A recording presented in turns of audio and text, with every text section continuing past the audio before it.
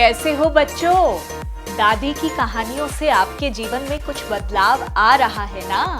बच्चों, आज मैं आपको एक ऐसी कहानी सुनाऊंगी जो हमें असंभव को भी संभव करने का तरीका बताती है। बच्चों, आज मैं आपको बताऊंगी कि एकता में कितनी ताकत होती है।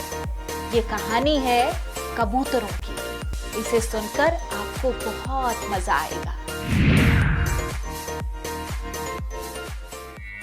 सालों पुरानी बात है। बरगद के एक पेड़ पर कबूतरों का एक झुंड रहता था।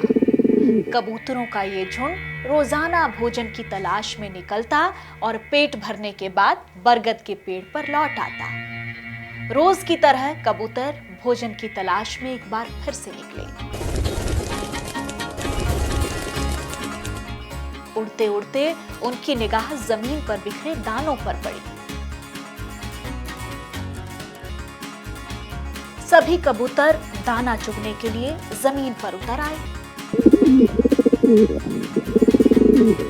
कबूतर इस बात से अनजान थे कि जिन दानों को वो चुगने के लिए उतरे हैं, वो असल में एक बहेलिये ने साजिश के तहत बिखेरे थे।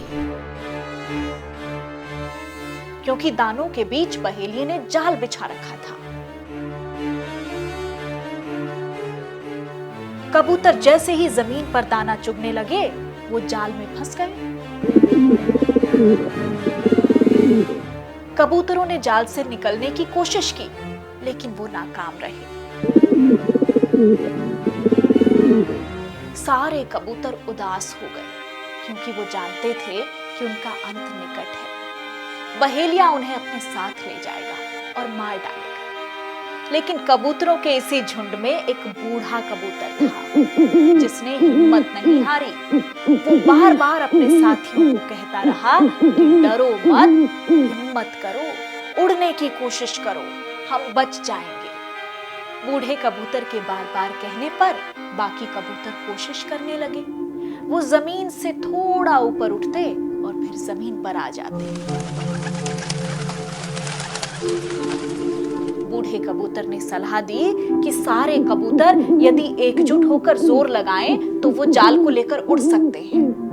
बूढ़ा कबूतर एक बुद्धिमान कबूतर था। उसे एकता की शक्ति का पता था। सभी कबूतरों ने एक साथ जोर लगाया। बस फिर क्या था, धीरे धीरे वो जाल को लेकर उड़ने लगे। वो जमीन से थोड़ा ऊपर उठे और देखते ही देखते वो जाल के साथ आसमान में चले गए। बेचारा बहेलिया कबूतरों को देखता रहा। उसे भरोसा ही नहीं हुआ कि इस जाल में फंसे कबूतर इस तरह जाल लेकर उड़ जाएंगे। कबूतरों का झुंड काफी देर उड़ने के बाद एक ऐसी जगह पर पहुंचा जहां उनके दोस्त चूहे रहते थे।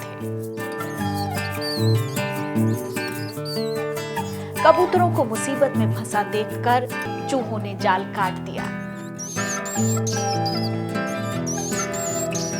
और सारे कबूतर आजाद हो गए।